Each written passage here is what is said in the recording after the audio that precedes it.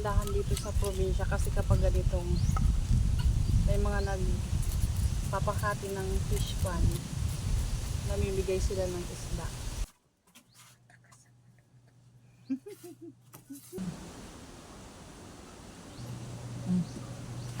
Thank you.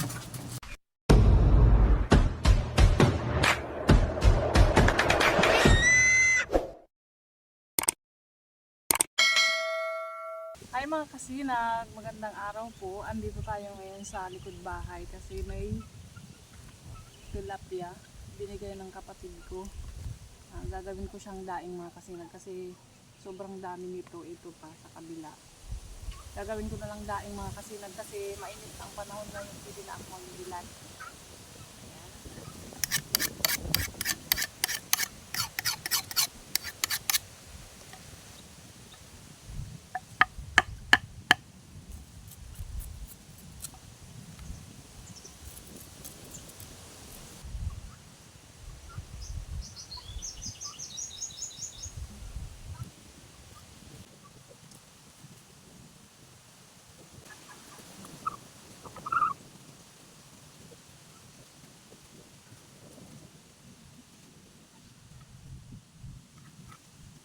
Ito lang mga kasinag ang kagandahan dito sa probinsya kasi kapag ganitong may mga nagpapakati ng fish pan, namimigay sila ng isda.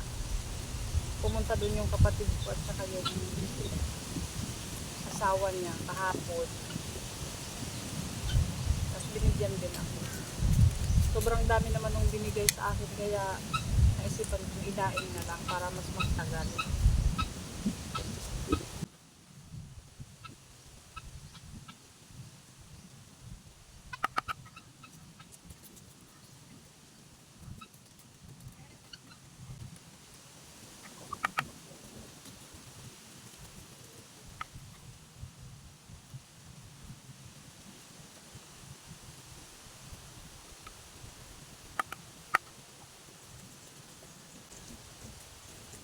Kapag nagdadayo ng mga kasinag, naglalakad din ako, nakasalang sa washing yung mga damit namin.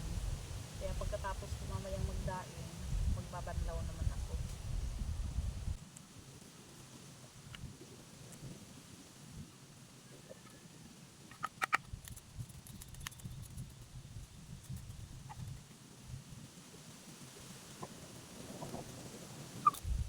Yung iba po, hindi na kinakaliskisan kapag nagdadaing, pero ako mas gusto ko yung kinakaliskisan para malinis.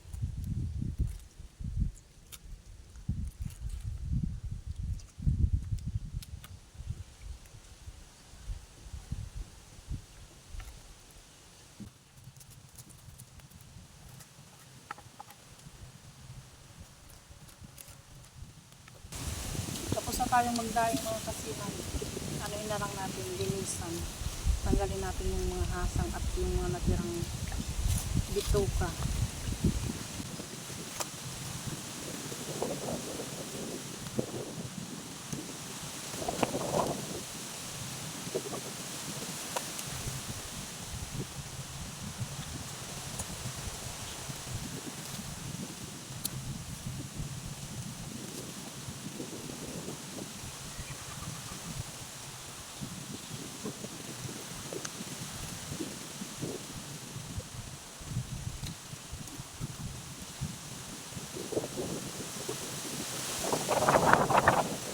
Tapos na natin mga kasi naglinisan ang ating isda. Ito, ano to?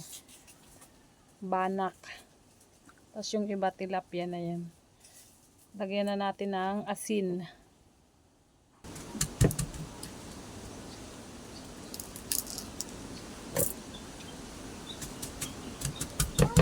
Yung natapik-tapik lang. Ah. Oh. Oh, marangani yan. Ayun si Bunso mga kasi masilaw. Tinatanggal niya na yung mga damit sa washing kasi babanlawan ko pagkatapos.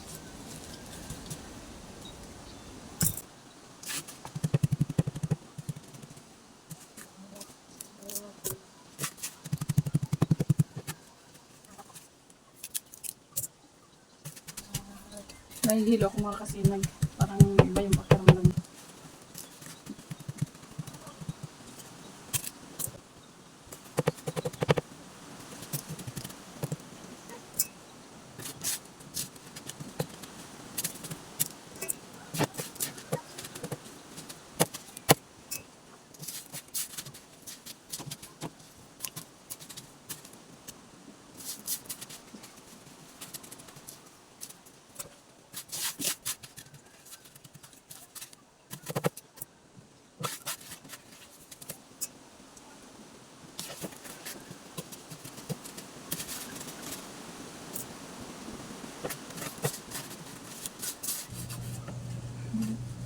Ano yan?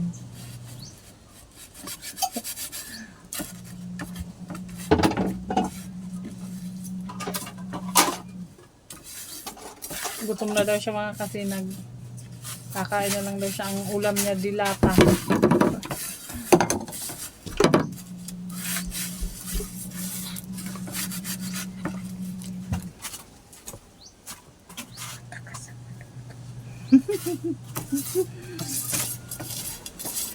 Okay na yan.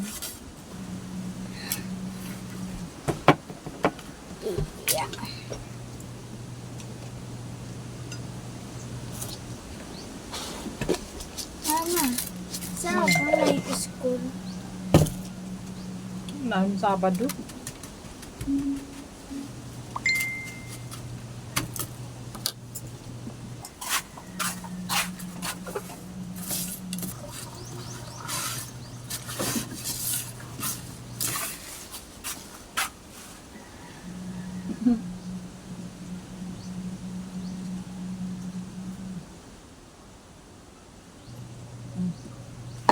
Thank you.